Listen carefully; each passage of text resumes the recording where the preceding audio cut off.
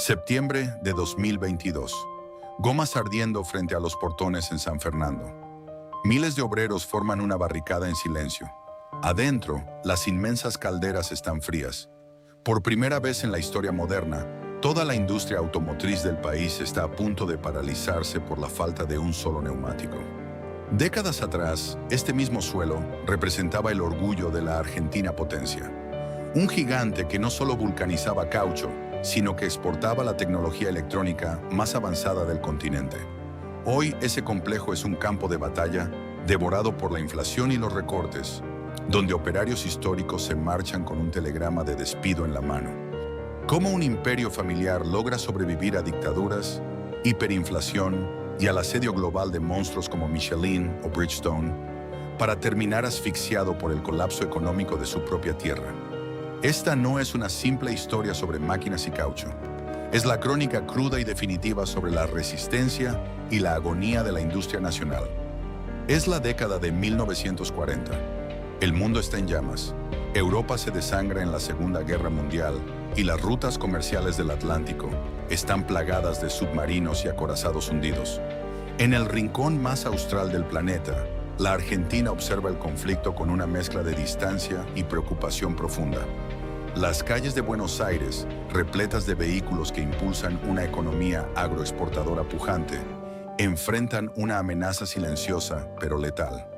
Los barcos mercantes que traían manufacturas del hemisferio norte han dejado de llegar al puerto, y con ellos ha desaparecido un insumo crítico, algo sin lo cual ningún país moderno puede moverse: los neumáticos. Hasta ese momento, el mercado argentino del caucho era un coto de caza exclusivo para las corporaciones extranjeras. Las grandes marcas estadounidenses y europeas dictaban los precios, controlaban la distribución y decidían, en la práctica, quién se movía y quién se quedaba quieto en el país. Pero la guerra rompe esa frágil cadena de suministro. La escasez se vuelve asfixiante. Conseguir una cubierta nueva es casi un milagro. Los camiones de carga que transportan el grano y la carne desde La Pampa hacia el puerto de Buenos Aires corren el riesgo de quedar completamente paralizados. Es exactamente en este escenario de crisis global, de urgencia y de necesidad extrema, donde germina la semilla de una ilusión nacional.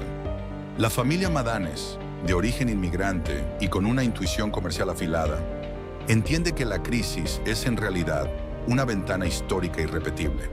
No se trataba simplemente de hacer un buen negocio aprovechando la falta de stock.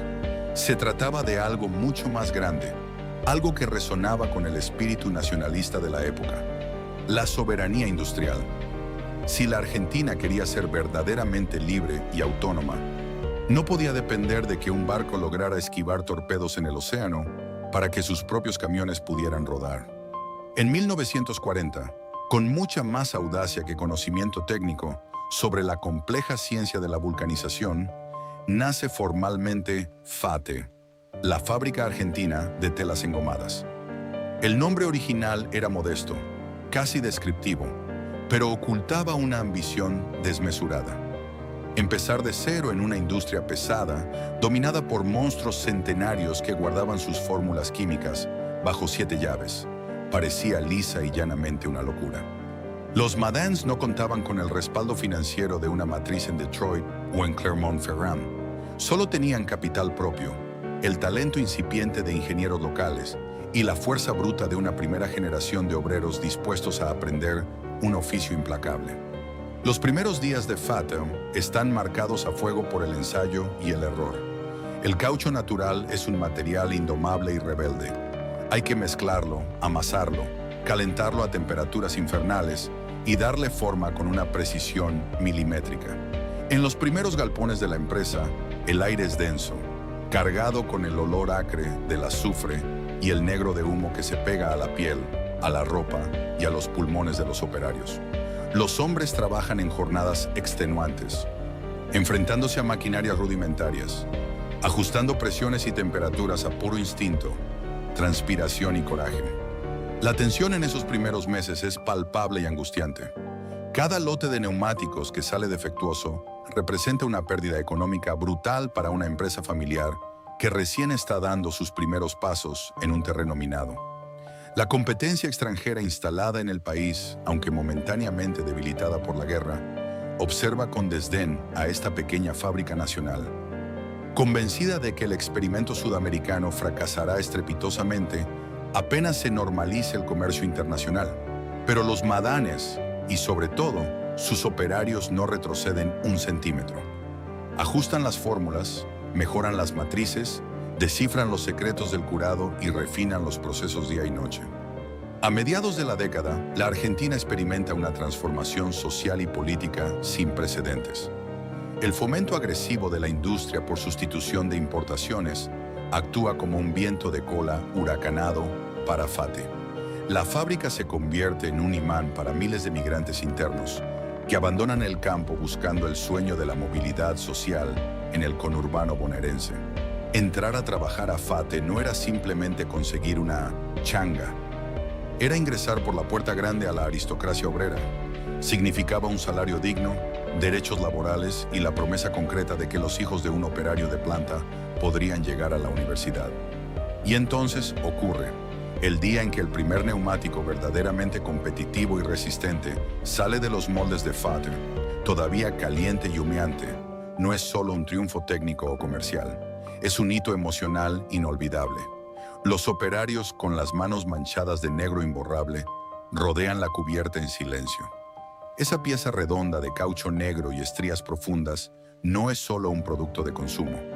Es la prueba física y tangible de que en la Argentina se puede fabricar con la misma excelencia y durabilidad que en el primer mundo. Es un grito de resistencia. Ese primer neumático rodando por las calles empedradas y las rutas de tierra del país marca el inicio definitivo de una era. FATE comienza a crecer a un ritmo frenético, casi violento. La demanda interna es voraz y la empresa responde absorbiendo cada vez más mano de obra, ampliando sus instalaciones hacia lo que sería el monstruoso polo de San Fernando y perfeccionando su tecnología a pasos agigantados. Los camiones, los colectivos de línea y los autos particulares empiezan a llevar con orgullo el sello de FATE en sus ruedas. La marca se infiltra en la cultura y en el tejido mismo del país. A medida que el mundo entra en la posguerra, FATE ya no es aquel pequeño taller audaz que intentaba sobrevivir gracias a la escasez. Se ha consolidado como un titán incipiente. Las bases de un complejo industrial gigantesco ya están echadas en cemento y acero.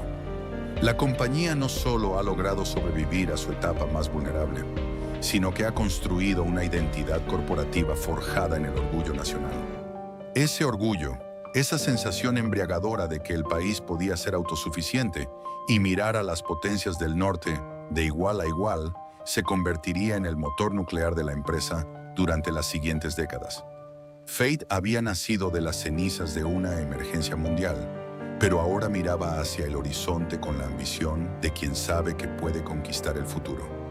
La maquinaria de San Fernando recién comenzaba a rugir, y la familia Madanes estaba a punto de llevar su imperio mucho más allá del caucho, hacia una revolución tecnológica que nadie, absolutamente nadie, vio venir. Para finales de la década de 1960, el paisaje del conurbano norte de Buenos Aires había cambiado para siempre.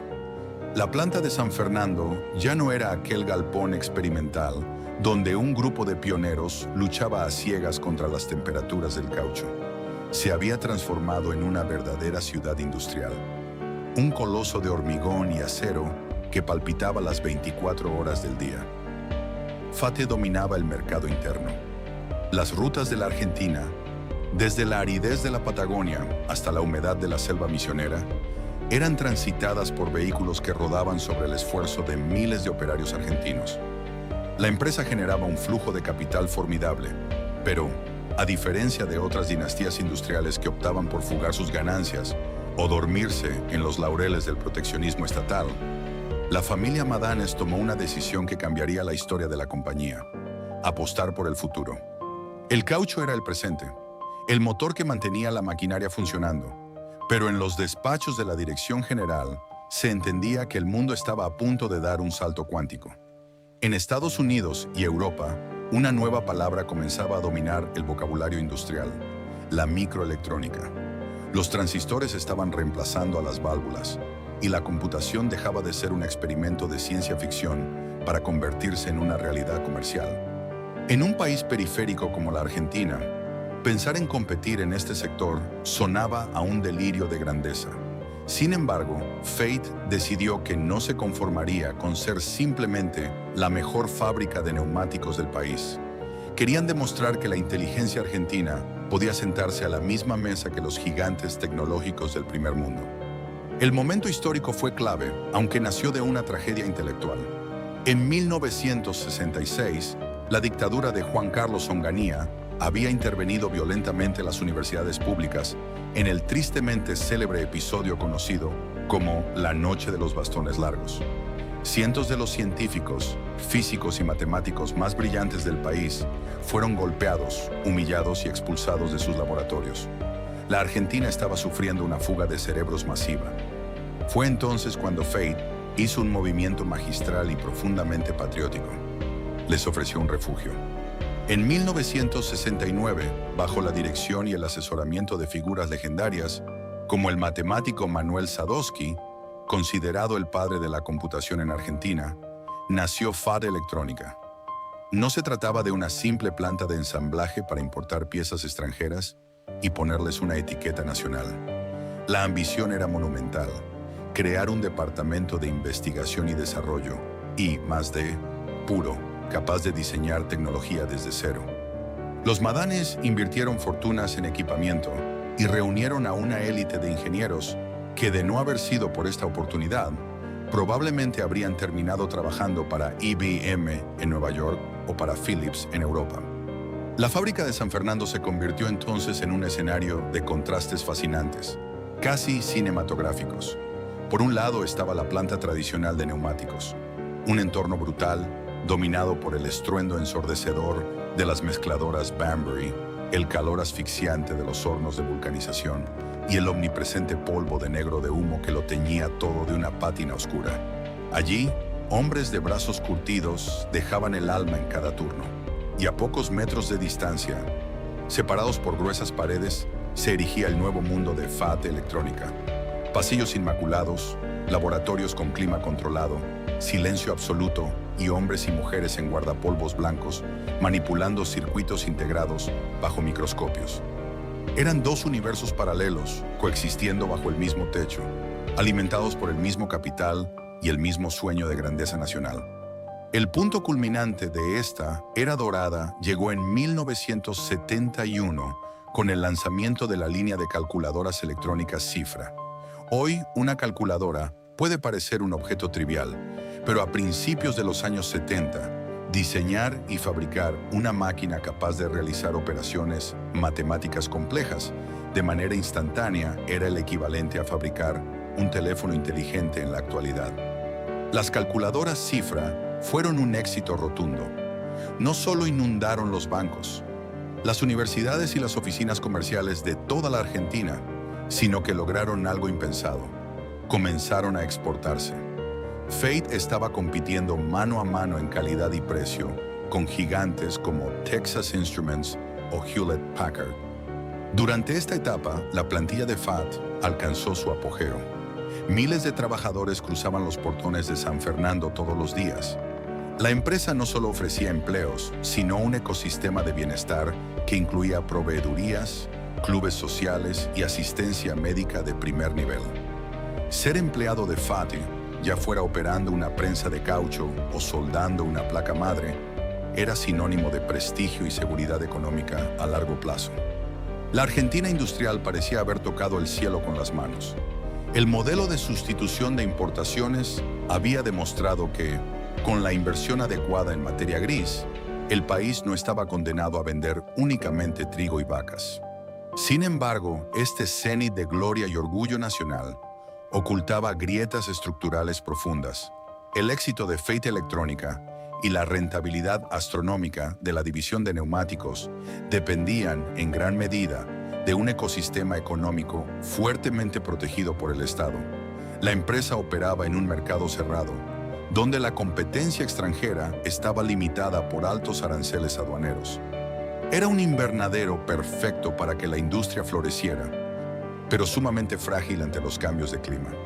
A medida que la década de 1970 avanzaba, el ambiente político y social de la Argentina comenzó a enrarecerse. La violencia guerrillera, la inestabilidad de los gobiernos democráticos y la polarización extrema empezaron a filtrarse en la vida cotidiana de las fábricas.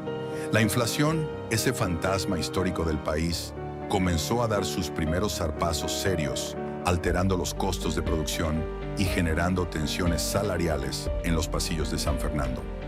La dirigencia de FAC, embriagada por el éxito de sus calculadoras y el dominio total del mercado del caucho, creía que su fortaleza era inexpugnable.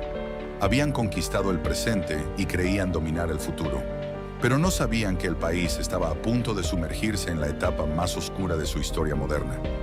Una tormenta perfecta se estaba gestando en las sombras del poder militar y económico. Una tormenta que no solo destruiría laboratorios y líneas de montaje, sino que inauguraría un proceso de desindustrialización tan violento que cambiaría el ADN de la Argentina para siempre. La era dorada estaba a punto de apagarse de un soplido. El 24 de marzo de 1976, la historia de la Argentina se quiebra de una manera brutal y con ella el destino de miles de fábricas y cientos de miles de trabajadores. Las Fuerzas Armadas toman el poder, derrocan al gobierno constitucional e instauran la dictadura militar más oscura y sangrienta de la historia del país. Pero el golpe no es únicamente una tragedia en términos de derechos humanos y violencia política. Es, en su núcleo, un reseteo profundo del sistema económico nacional. Al frente del Ministerio de Economía asume José Alfredo Martínez de Hoz, un hombre vinculado a los sectores más tradicionales del poder financiero y agroexportador, portador de una visión que choca frontalmente con el modelo industrial que había permitido el ascenso de colosos como FATE. La nueva filosofía económica, inspirada en las incipientes corrientes del neoliberalismo global, es lapidaria con la industria local. El diagnóstico oficial sostiene que las empresas argentinas son ineficientes, que están mal criadas por décadas de proteccionismo estatal y que el mercado debe ser purgado. La receta implementada es un shock de apertura indiscriminada. De un día para otro, las altas barreras arancelarias que funcionaban como una fortaleza de acero alrededor de las fábricas del conurbano bonaerense comienzan a ser demolidas sistemáticamente. Para FEI, el impacto inicial es el equivalente a un terremoto silencioso en los cimientos de San Fernando. El país ingresa en la tristemente célebre época de la plata dulce, un periodo caracterizado por una moneda sobrevaluada donde la especulación financiera, la famosa bicicleta, resulta infinitamente más rentable que la producción real y donde el Estado fomenta el consumo de productos importados. Los puertos de Buenos Aires se abarrotan de contenedores provenientes de Asia, Europa y Estados Unidos. De repente, es más barato traer un producto terminado desde el otro lado del Océano Pacífico que fabricarlo en las afueras de la capital argentina. Para la división histórica del caucho, el golpe es durísimo. La inflación interna, que ya venía en ascenso, se descontrola, disparando los costos de producción y haciendo cada vez más difícil mantener la rentabilidad. Sin embargo, los neumáticos son pesados, voluminosos, y su logística de importación masiva a gran escala aún presenta ciertas fricciones. FAT logra defenderse en el mercado de las gomas, apelando a su inmensa red de distribución y a la inercia de una marca que ya está tatuada en la mente del consumidor argentino.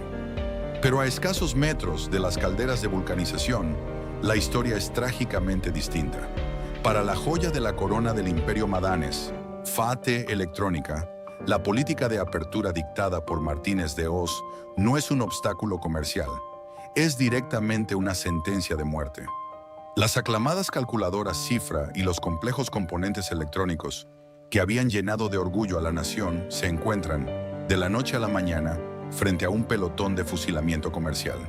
El mercado argentino es inundado por calculadoras y productos electrónicos japoneses y estadounidenses que ingresan a una fracción del costo de producción local. No importa cuán brillantes sean los ingenieros argentinos, ni cuán eficientes sean las líneas de montaje de San Fernando. La matemática de una economía abierta con un tipo de cambio atrasado es implacable e invencible. Los márgenes de ganancia de la división tecnológica se pulverizan en cuestión de meses, dejando a la dirigencia de la empresa ante el abismo de una decisión impensable. El desmantelamiento de FAT Electrónica a fines de la década de 1970 no representa simplemente el cierre de un área de negocios no rentable. Es una de las tragedias intelectuales más profundas del sector privado argentino.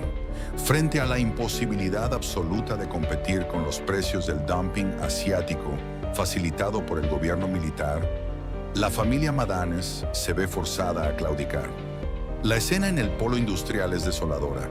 Los laboratorios inmaculados de clima controlado, donde apenas unos años antes se diseñaban circuitos integrados y se soñaba con exportar la inteligencia sudamericana al mundo, comienzan a vaciarse. Las líneas de ensamblaje de alta precisión, que alguna vez fueron el símbolo máximo de la Argentina potencia, son apagadas, desmontadas o cubiertas con pesadas lonas, acumulando polvo en un rincón del complejo de San Fernando. El verdadero costo de esta claudicación no se mide en maquinarias perdidas, sino en capital humano. Cientos de técnicos altamente capacitados, matemáticos brillantes e ingenieros visionarios, muchos de los cuales habían encontrado en FATE un asilo frente a las persecuciones de la década anterior, se topan de repente con un telegrama de despido. Es el inicio de un exilio profesional silencioso, pero devastador. Al comprobar que su propio país y su gobierno consideran que da lo mismo fabricar acero que fabricar caramelos, como solía ironizar cruelmente el imaginario de la época, el talento nacional empaca sus valijas. Es la consolidación de la fuga de cerebros. Mentes que podrían haber posicionado a la Argentina en la vanguardia de la revolución informática global terminan migrando hacia laboratorios en Silicon Valley, Europa o Japón. La ilusión tecnológica nacional es cortada de raíz, abortada antes de que pudiera madurar. La sensación que recorre los pasillos de Fate es de profunda traición y derrota. Ya no se trata solo de los vaivenes del mercado. Es la confirmación de que el Estado argentino ya no actúa como un socio estratégico del desarrollo industrial, sino como un verdugo. Con la muerte de la división electrónica, toda la estructura de la compañía sufre una metamorfosis defensiva. El imperio debe replegarse hacia su núcleo originario. A partir de este momento, el 100% de la presión por la supervivencia de las miles de familias que dependen de la fábrica recae de manera exclusiva sobre las espaldas del sector del caucho. Los operarios tradicionales, aquellos de manos callosas y mamelucos ennegrecidos por el humo de las mezcladoras Banbury, ven partir a sus compañeros de guardapolvos blancos y comprenden la cruda realidad. La magia se ha terminado. Ahora están completamente solos, atrincherados en el negocio pesado, sucio y agotador de fabricar cubiertas en un país donde la economía es una ruleta rusa. Fate logra sobrevivir a los oscuros años de la dictadura y a la debacle de las políticas de Martínez de Hoz, pero emerge profundamente mutilada.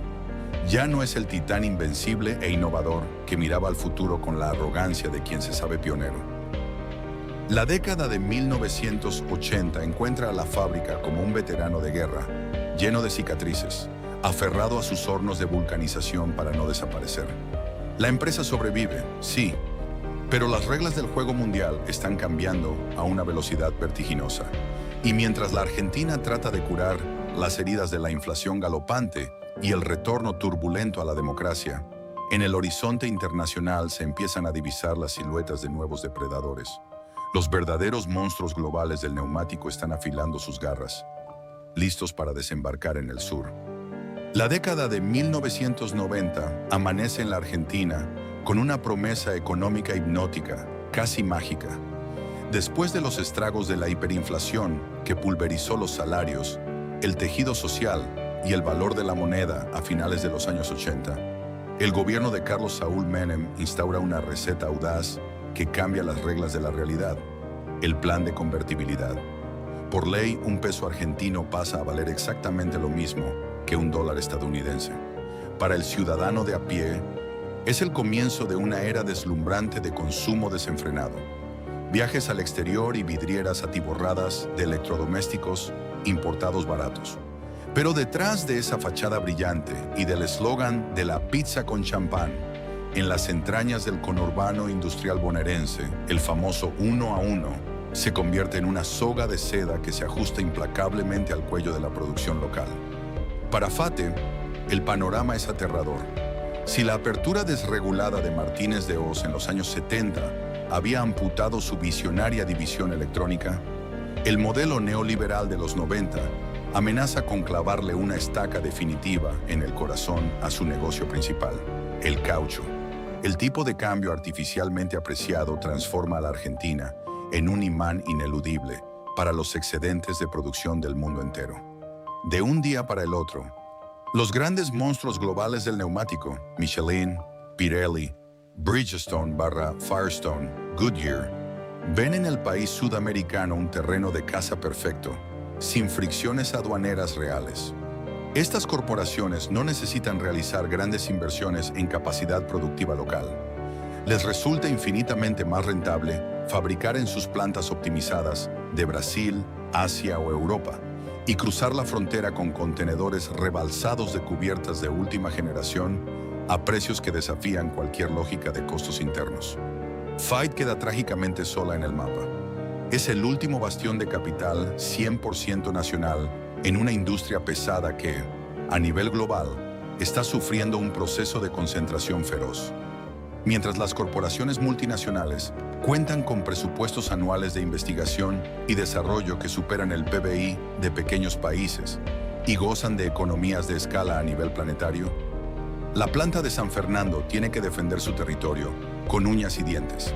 Su maquinaria, si bien robusta y cuidada, exige una modernización tecnológica intensiva que cuesta dólares. Los mismos dólares que ahora son baratos para el que importa, pero carísimos para el que produce en el país pagando salarios, tarifas e impuestos locales. La guerra comercial que se desata es asimétrica y cruel. Las gigantes extranjeras tienen el músculo financiero para operar a pérdida en el país durante años con el único objetivo de ganar cuota de mercado, sostenidas en silencio por sus matrices. Fate, en cambio, no tiene una casa matriz en París, Tokio o Akron, que acuda en su rescate con una inyección de capital fresco. Si pierde su dominio en el mercado argentino de reposición y en las líneas de ensamblaje de las terminales automotrices, desaparece de la faz de la tierra. La presión ejercida sobre los márgenes de ganancia es aplastante. Los directivos de la familia Madanes comprenden rápidamente que el antiguo escudo protector del Estado benefactor ha desaparecido para siempre. La única forma de evitar la quiebra frente a la avalancha de gomas importadas es igualar los precios de los gigantes internacionales. Pero con una matriz tecnológica que requiere grandes saltos y costos fijos inflexibles, la ecuación matemática parece imposible de resolver. Solo queda una variable en la hoja de cálculo donde la empresa puede aplicar un torniquete drástico para sobrevivir al asedio: el factor humano. El interior de la gigantesca planta de San Fernando se transforma en un campo de batalla silencioso y sofocante. Para sostener la competitividad frente a los neumáticos que llueven desde el exterior, la dirección de Fate implementa procesos de reestructuración profundos y dolorosos. La palabra de moda que domina los despachos corporativos en la década de los 90 desciende rápidamente a los galpones de producción en forma de un mandato ineludible: flexibilización. Los ritmos de producción se aceleran hasta rozar el límite absoluto de la resistencia física humana. Las inmensas mezcladoras Banbury, que mastican el caucho crudo, el azufre y el negro de humo a temperaturas infernales, no pueden detenerse ni un segundo. A la línea de montaje se le exige un rendimiento exponencialmente mayor, pero con plantillas de personal reducidas. Las horas extras dejan de ser una opción voluntaria para mejorar el sueldo a fin de mes y se convierten en una presión constante para mantener el volumen de producción, o peor aún, para asegurar la continuidad en el puesto. En un conurbano donde las fábricas metalúrgicas y textiles vecinas cierran sus persianas a diario, dejando un tendal de esqueletos de hormigón abandonados, el miedo al despido se instala como el nuevo supervisor invisible en cada turno. Para el operario histórico de Fate, el orgullo nacional de antaño comienza a mezclarse con un agotamiento crónico. Fabricar un neumático no es presionar botones, Es un proceso intensamente físico y peligroso. Requiere fuerza, precisión milimétrica y una atención inquebrantable, porque un mínimo error en los tiempos de curado, cerca de una prensa de vulcanización, puede resultar en un accidente fatal. Bajo el régimen cambiario de los 90, los cuerpos de los trabajadores son llevados al extremo, exprimidos para intentar subsidiar con sudor local la enorme diferencia tecnológica y de escala que favorece a las multinacionales. Es una carrera de ratas donde la línea de meta se aleja cada vez más rápido.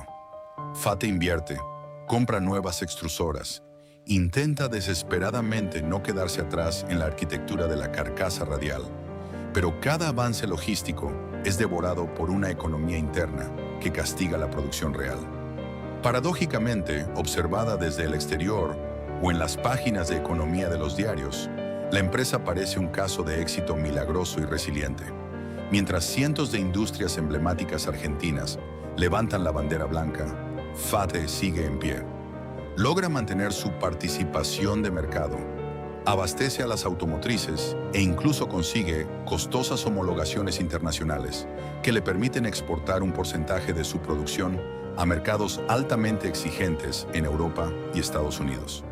Pero esta supervivencia épica tiene un precio altísimo y silencioso que se cobra en el desgaste estructural del tejido social de la fábrica. La confianza histórica y paternalista entre la patronal y la aristocracia obrera se agrieta de manera irreversible. El sindicato del neumático, SUTNA, acorralado por el alto índice de desempleo nacional que debilita el poder de huelga, se ve forzado a tragar saliva y aceptar concesiones amargas y congelamientos salariales para evitar el cierre definitivo de la planta. Hacia el final de la década, el coloso de San Fernando sigue erguido. Sigue produciendo millones de neumáticos y obligando a los gigantes globales a pelear por cada centímetro de asfalto argentino. Es una proeza empresarial digna de estudio.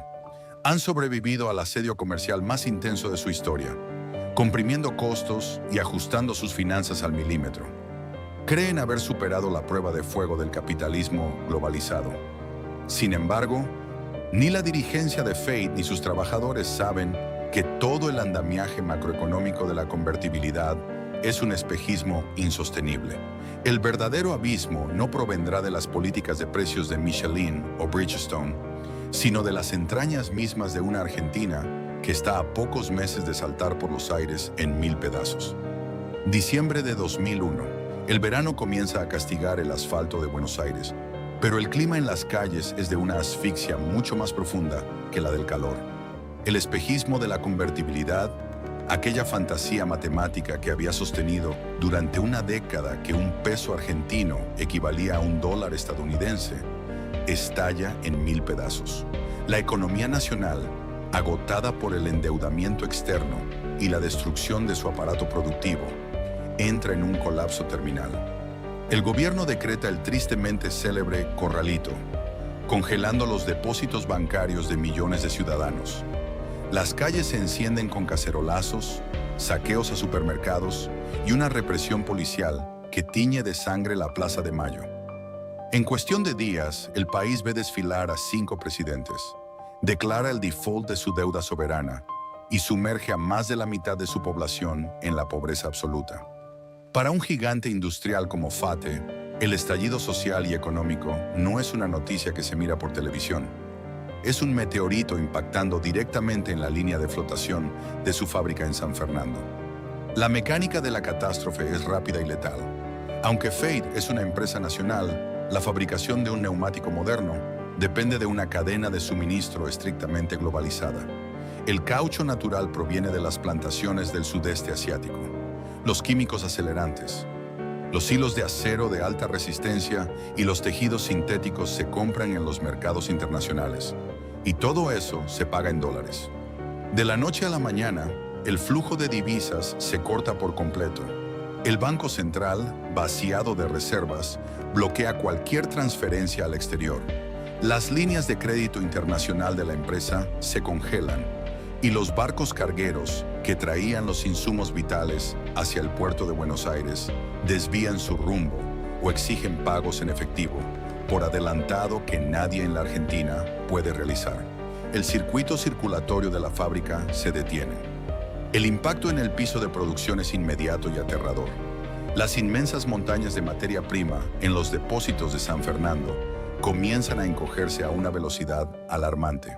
Por primera vez en décadas, el ruido ensordecedor de las mezcladoras empieza a espaciarse. Los supervisores recorren los galpones, haciendo cálculos desesperados, racionando el caucho y los químicos como si fueran agua en un desierto. La orden de la dirección es clara, pero angustiante. Hay que ralentizar la producción para estirar los insumos el mayor tiempo posible. El fantasma del cierre total recorre la planta. En la industria pesada, apagar las inmensas calderas que generan el vapor necesario para la vulcanización es un punto de no retorno. Enfriar esos gigantes de acero significa enfrentar un proceso de reinicio que cuesta millones de dólares y semanas de trabajo, asumiendo el riesgo de que la contracción térmica destruya las tuberías y las válvulas. Las calderas de Fate nunca se apagan, son el corazón palpitante del conurbano industrial. Pero en diciembre de 2001, los ingenieros empiezan a redactar los protocolos de apagado de emergencia. El abismo está a centímetros de distancia. La crisis macroeconómica se transforma rápidamente en un drama humano devastador dentro de los muros de la planta. Mientras afuera el país arde y la hiperdesocupación empuja a millones al trueque y a la recolección de cartón, los operarios de FATE llegan a sus turnos de trabajo con el miedo dibujado en el rostro. La devaluación brutal del peso, que pasa de valer $1 a valer 3 y luego 4 en cuestión de semanas, pulveriza el poder adquisitivo de los salarios. El dinero que ganan los trabajadores ya no alcanza para cubrir la canasta básica de alimentos. Las asambleas sindicales en los portones de San Fernando cambian de tono. Ya no se discuten aumentos salariales ni condiciones de flexibilización laboral como en los años 90. Se discute la pura y cruda supervivencia. El comedor de la fábrica se convierte en un refugio vital. Para muchos operarios, el plato de comida caliente que reciben durante su turno es la única comida fuerte del día.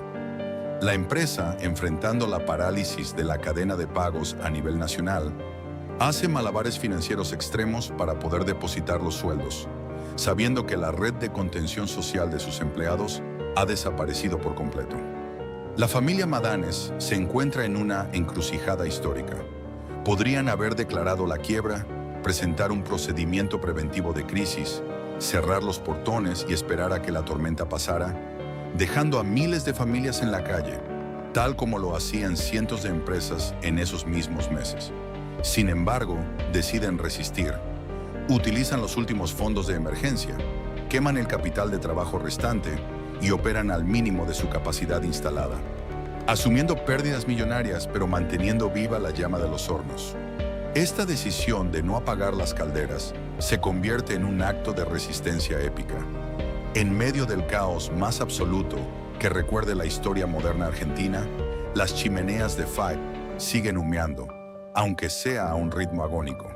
Es una imagen surrealista.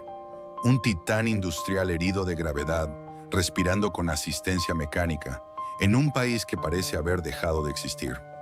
Paradójicamente, la misma devaluación salvaje que arruina los salarios y corta las importaciones, siembra la semilla de la salvación de la compañía. Al encarecerse el dólar de forma tan dramática, los neumáticos importados de Michelin o Bridgestone, que durante una década habían asfixiado a FATE en el mercado interno, se vuelven inaccesibles para el consumidor argentino promedio. De repente, la barrera protectora que Martínez de Hoz había destruido en los 70 y que Menem había pulverizado en los 90, se reconstruye por la pura fuerza del colapso cambiario. La competencia extranjera retrocede. FATE queda como el único proveedor capaz de abastecer de gomas a los camiones que deben seguir transportando alimentos y mercancías por las rutas de un país en ruinas. Sobrevivieron al abismo, no cayeron al vacío. Pero el trauma del 2001 dejará cicatrices imborrables en el tejido de la empresa. La maquinaria está exhausta, las relaciones laborales han quedado tensadas al máximo y la recuperación que se avecina será, en muchos sentidos, una peligrosa ilusión construida sobre bases extremadamente frágiles. El humo vuelve a salir con fuerza de las chimeneas monumentales de San Fernando. Después del infierno de 2001, la Argentina experimenta a partir de 2003 lo que muchos economistas y políticos bautizan apresuradamente como el milagro de la recuperación. Bajo una nueva etapa política que retoma las banderas históricas del proteccionismo agresivo y la defensa de la industria nacional, el país se sube a la gigantesca ola del boom global de las materias primas. Los dólares provenientes de la exportación récord de soja inundan las arcas del Banco Central. El mercado interno se reanima artificialmente mediante una inyección masiva de subsidios, y la enorme rueda de la economía vuelve a girar, pesada pero constante. Para Fate, este cambio drástico de paradigma macroeconómico se siente, en los primeros años, como una verdadera resurrección de las cenizas. Las fronteras comerciales vuelven a cerrarse. Esta vez, la barrera no es el tipo de cambio surgido del caos, sino una red burocrática de políticas de Estado diseñadas explícitamente para bloquear o ralentizar al máximo el ingreso de manufacturas extranjeras.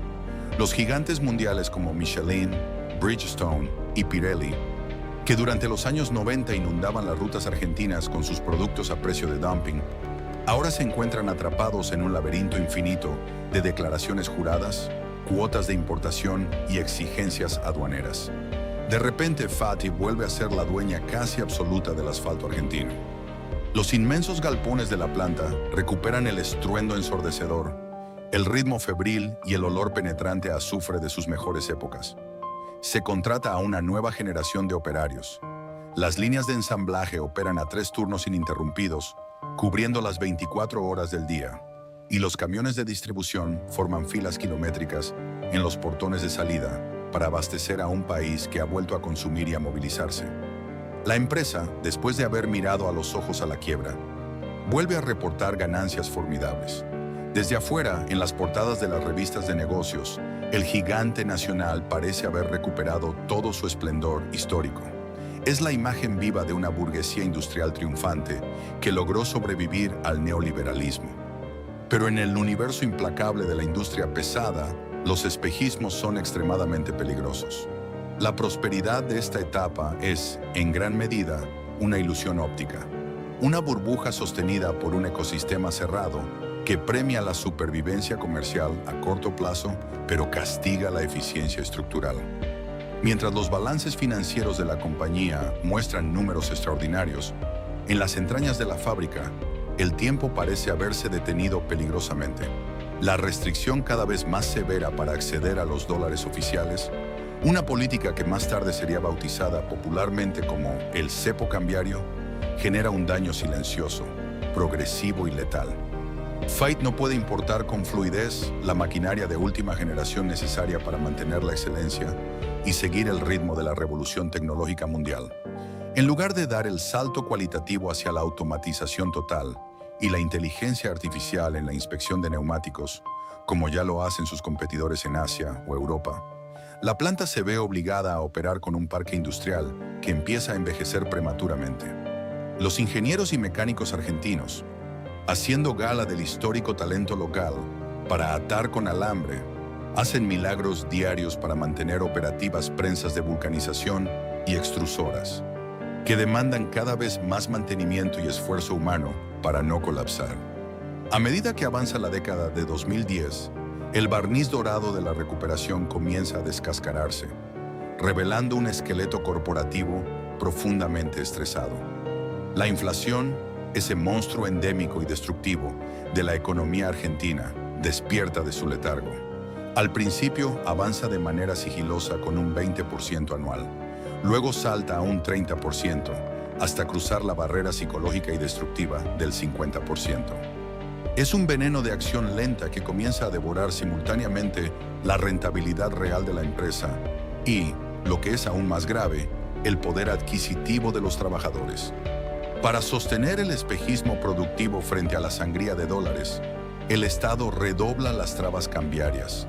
Fabricar un neumático se convierte en un ejercicio de burocracia extrema, exasperante y agotadora.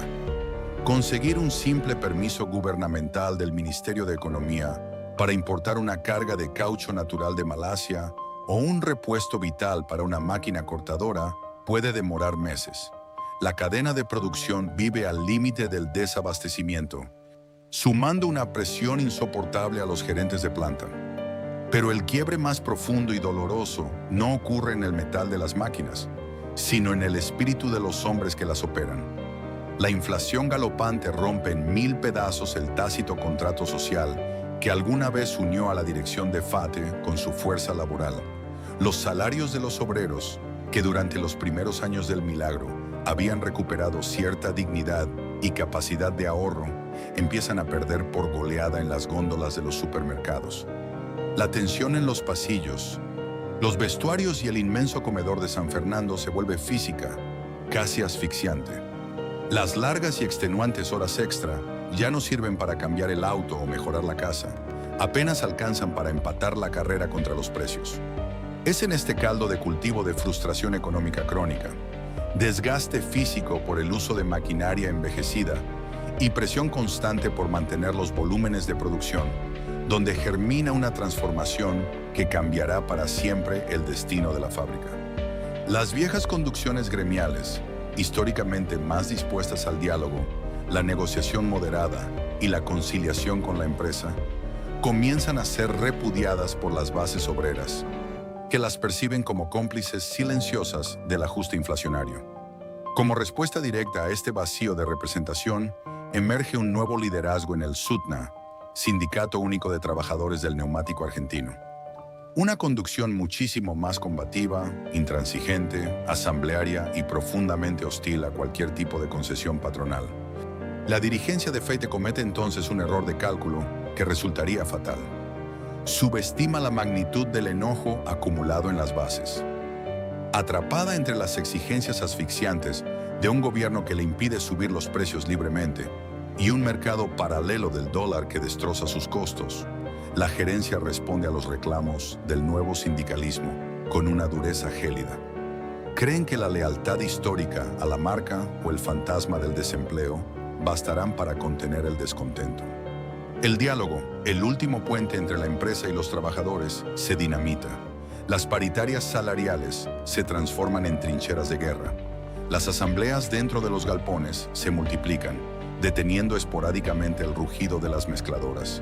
El espeso humo blanco de las chimeneas empiezan a alternarse, de manera ominosa, con el humo negro de las primeras gomas quemadas a modo de advertencia en los portones del complejo. La década de recuperación había sido tan solo un paréntesis, una anestesia temporal. Hacia el final de la década de 2010, el Coloso de San Fernando ya no es una fábrica en expansión. Es una gigantesca olla a presión industrial con la válvula de escape soldada, y la chispa definitiva está a punto de hacerla detonar de una manera que el país jamás olvidará. El año 2022 marca el punto de no retorno.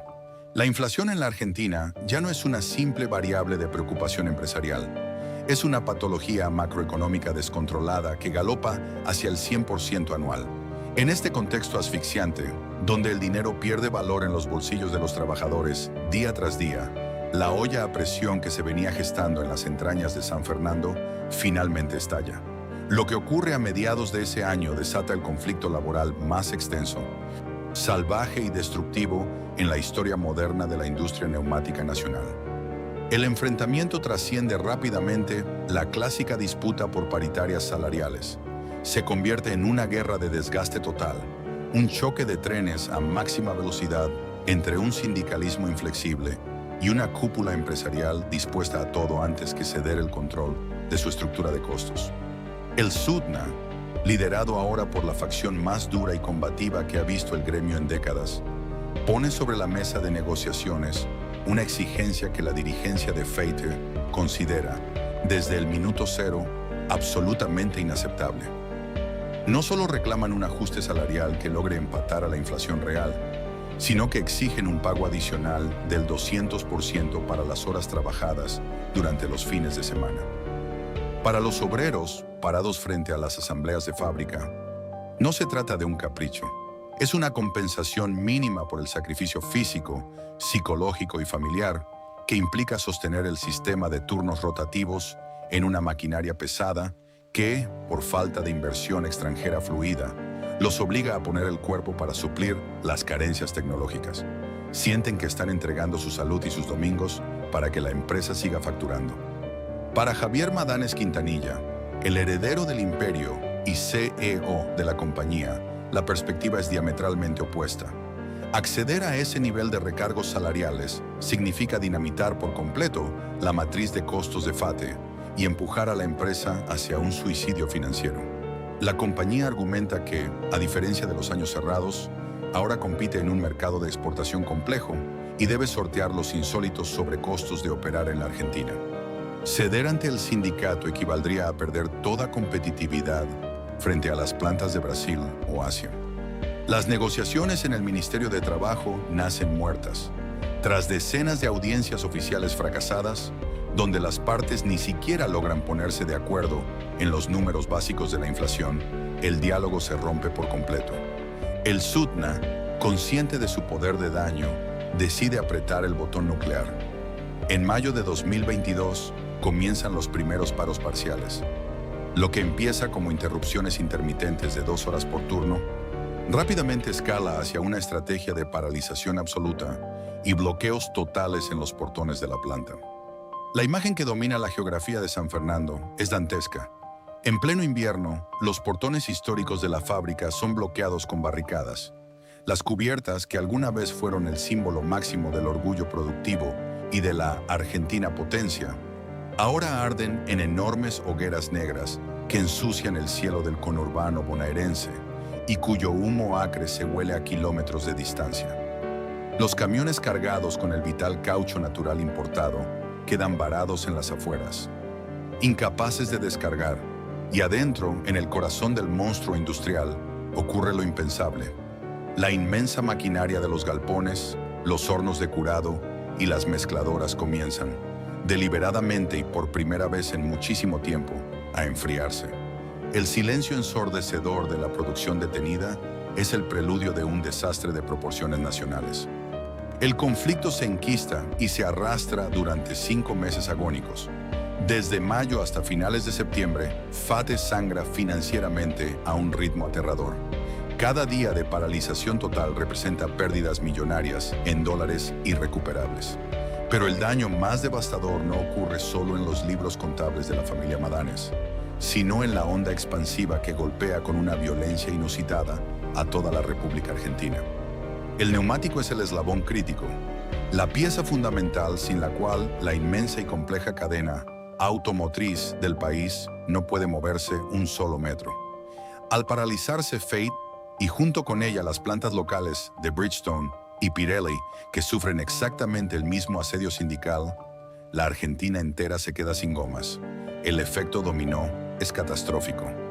A cientos de kilómetros de distancia, en los polos automotrices de Córdoba y en General Pacheco, los colosos multinacionales como Toyota, Ford, Fiat y Renault se ven obligados a tomar medidas drásticas. Tienen el acero, tienen los motores, tienen los operarios, pero no tienen sobre qué hacer rodar sus vehículos. Una tras otra, las terminales automotrices anuncian la suspensión de sus propios trabajadores y apagan sus líneas de ensamblaje. Por primera vez en la historia moderna del país, un conflicto laboral originado en una fábrica del conurbano tiene a la industria pesada de toda la nación tomada de rehén. La tensión social y política escala a niveles de hostilidad insoportables. Los medios de comunicación nacionales transmiten en vivo, día y noche, desde los portones bloqueados de FATE. Las cámaras captan el agotamiento en los rostros de los huelguistas y la furia de los transportistas varados. Se cruzan graves acusaciones públicas de intransigencia patronal, sabotaje obrero y extorsión sindical. El gobierno nacional, aterrado por el costo político de fábricas automotrices cerradas y por la fuga masiva de divisas, que implicaría tener que habilitar la importación de neumáticos de emergencia, interviene casi a la desesperada.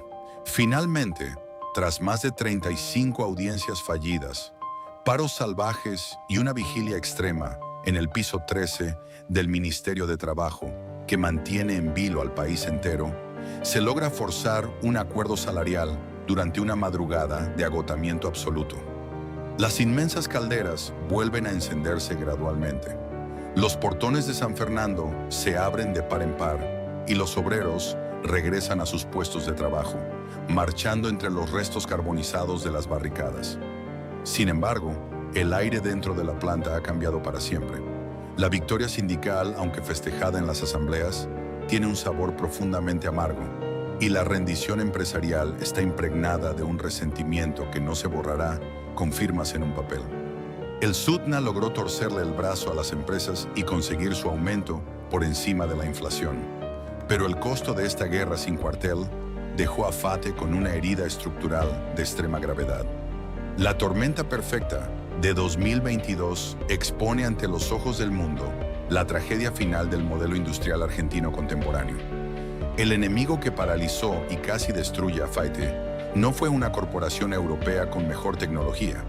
Tampoco fue un buque asiático abarrotado de cubiertas baratas, como en la década de los 90. El enemigo letal fue la implosión violenta de su propio ecosistema interno. Fue la ruptura total, absoluta y definitiva de la confianza básica entre el capital nacional y el trabajo nacional, triturados ambos por una macroeconomía crónica e incurablemente enferma. La fábrica sobrevivió al paro, pero la maquinaria humana que le daba alma había quedado irreparablemente fracturada. Fines de 2023 y el inicio de 2024. El clima en la Argentina da un giro brusco, violento y definitivo. El modelo económico de proteccionismo estatal, que durante años había mantenido un cerrojo sobre las importaciones y subsidiado el consumo interno, colapsa bajo el peso insoportable de una inflación descontrolada que coquetea con la hiperinflación. Se instala un nuevo régimen político y con él un programa de shock y austeridad extrema sin precedentes. Para FATE, este nuevo escenario macroeconómico es como despertar de un coma inducido solo para descubrir que la enfermedad original ha hecho metástasis. El país entra en una profunda estanflación. Los precios y las tarifas energéticas se disparan a valores internacionales, pero la actividad comercial se desploma a niveles alarmantes. Las barreras aduaneras, aquel laberinto burocrático que protegía a la empresa del mundo exterior, caen abruptamente. La importación se liberaliza y entonces, como un déjà vu aterrador de la década del 90, los fantasmas del pasado regresan a San Fernando. El mercado argentino vuelve a inundarse de neumáticos importados. Las inmensas y ultramodernas plantas de Brasil, sumadas a la maquinaria imparable del sudeste asiático, comienzan a descargar contenedores en los puertos a precios con los que la industria local simplemente no puede competir. Pero hay una diferencia trágica respecto al asedio de los 90. En aquella época, FATE tenía la energía, el margen y la audacia de una empresa dispuesta a exprimir hasta la última gota de sus recursos para sobrevivir. Hoy, en 2024, es una maquinaria profundamente agotada. Sus equipos acusan el desgaste de más de una década de cepos cambiarios y restricciones que impidieron las inversiones de capital necesarias para dar el salto hacia la industria 4.0.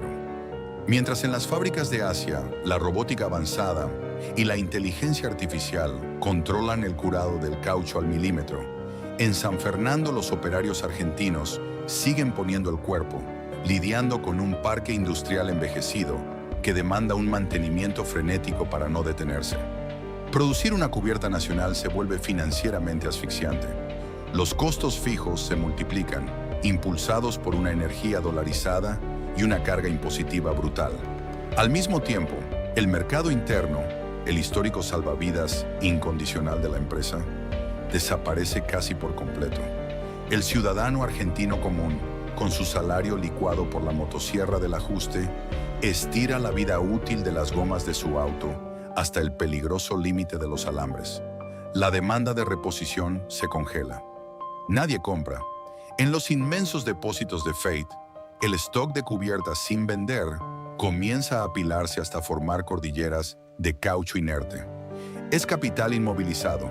Es la sangre de la empresa estancada en galpones silenciosos, mientras la compañía necesita flujo de caja desesperadamente para pagar salarios y mantener la monstruosa estructura operativa. A mediados de 2024, la cuerda, tensada al extremo de su resistencia molecular, finalmente se corta. sin capacidad para exportar de manera competitiva debido a las distorsiones cambiarias y con el mercado local paralizado por la recesión, la dirección de Fate toma la decisión más amarga y temida. Anuncian el despido directo de 97 operarios y un recorte drástico en el esquema de turnos de trabajo. La noticia no llega en una mesa de negociación. Llega en forma de fríos telegramas de despido que golpean las puertas de los trabajadores en la madrugada del conurbano. Las escenas en los portones de San Fernando vuelven a teñirse de angustia, pero a diferencia de la furia incendiaria, los bombos y las barricadas combativas del paro salvaje de 2022, el clima ahora está impregnado de una tristeza pesada, gris y casi resignada. Operarios con décadas de antigüedad, hombres que dejaron su juventud, sus pulmones y sus articulaciones lidiando con el azufre y el calor infernal de las prensas. Cruzan la salida peatonal con pequeñas cajas de cartón bajo el brazo o con los ojos llenos de lágrimas frente a las cámaras de televisión. Son los veteranos de una guerra industrial interminable, descartados repentinamente por una ecuación financiera que ya no puede sostenerlos. El sindicato SUTNA reacciona de inmediato. Se dictan paros, se llama a conciliaciones obligatorias en la Secretaría de Trabajo y se arman acampes frente a la fábrica. Pero la realidad económica actúa como un muro de concreto, puro e inamovible. FADE argumenta, con sus balances en rojo sobre la mesa, que de no tomar esta medida de amputación de emergencia, la empresa entera corre el riesgo de ir a la quiebra absoluta y arrastrar consigo a las más de 1.500 familias que aún dependen de ella. Es la repetición cíclica, sádica y cruel de la historia industrial argentina. La fábrica que nació de una epopeya familiar que se atrevió a desafiar a los gigantes tecnológicos mundiales y que supo ser la bandera indiscutible del orgullo nacional, se encuentra nuevamente luchando por no ahogarse en la marea de la apertura económica. Pero el coloso de San Fernando ha envejecido. Sus cicatrices internas, dejadas por años de fricción sindical y estancamiento tecnológico, son demasiado profundas. El motor emocional de la empresa, esa mística inquebrantable de resistencia que la impulsó durante 80 años, está dando, frente a las lágrimas de los despedidos de 2024, sus primeros signos irreversibles de fatiga terminal. El enorme cartel con las 4 letras de Fate sigue recortándose contra el cielo de San Fernando. Si uno observa las estadísticas frías de la industria automotriz global, la empresa de la familia Madanes logró lo imposible. Sobrevivió, cruzó intacta, como una nave a través de una tormenta perfecta, las décadas más turbulentas y destructivas de la historia económica sudamericana.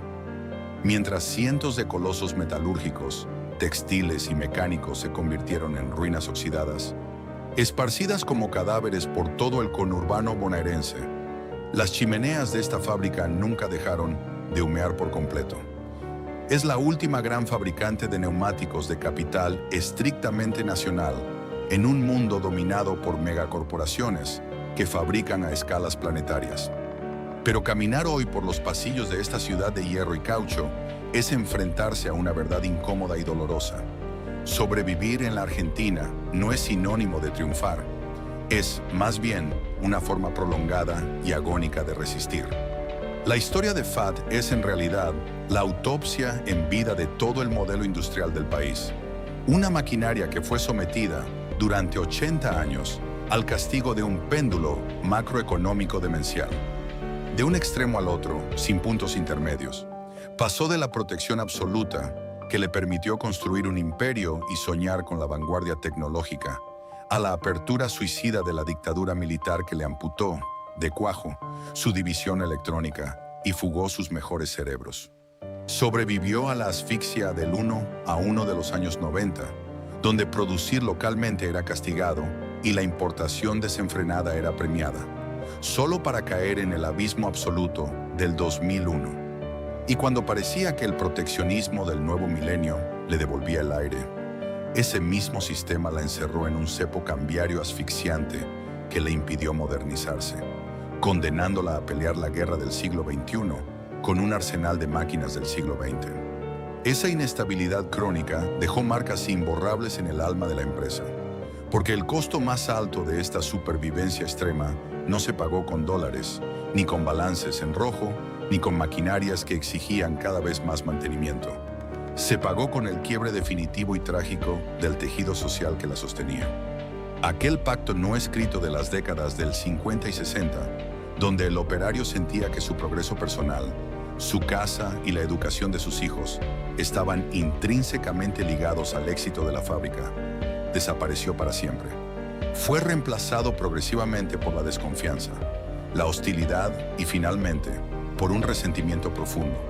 El conflicto salvaje de 2022 y los despidos amargos, silenciosos y tristes de 2024 no fueron meros accidentes de negociaciones paritarias fallidas. Fueron el síntoma terminal de un ecosistema en el que el capital y el trabajo pasaron a mirarse como enemigos mortales, ambos acorralados por una economía inflacionaria que los tritura por igual. En un país donde la moneda se disuelve en las manos y el poder adquisitivo se evapora cada mes, el empleador ve al salario como un costo insostenible y el trabajador ve a la empresa como un ente explotador que le roba el fruto de su esfuerzo. En esa trampa fatal de la macroeconomía argentina, terminaron perdiendo todos. Hoy, el neumático que sale de la línea de Curado en San Fernando ya no representa aquella Argentina potencia que alguna vez fabricó calculadoras cifra para competir de igual a igual con Estados Unidos o Japón. Hoy, esa rueda de caucho negro de estrías profundas es simplemente un testimonio mudo de la terquedad, un símbolo de una resiliencia forzada. Fate resistió el asedio de los gigantes globales, es cierto. Michelin, Pirelli y Bridgestone nunca pudieron borrarla del mapa ni doblegar su estructura comercial. Pero la batalla que la dejó exhausta al borde del knockout fue la que libró contra su propio país. Contra un estado pendular que un día la obligaba a competir sin red de contención frente al mundo y al día siguiente la ahogaba en infinitas regulaciones impositivas.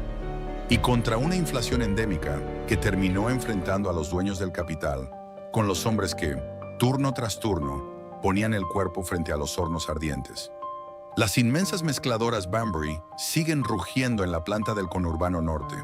El olor acre del azufre y el negro de humo todavía flota en el aire pesado.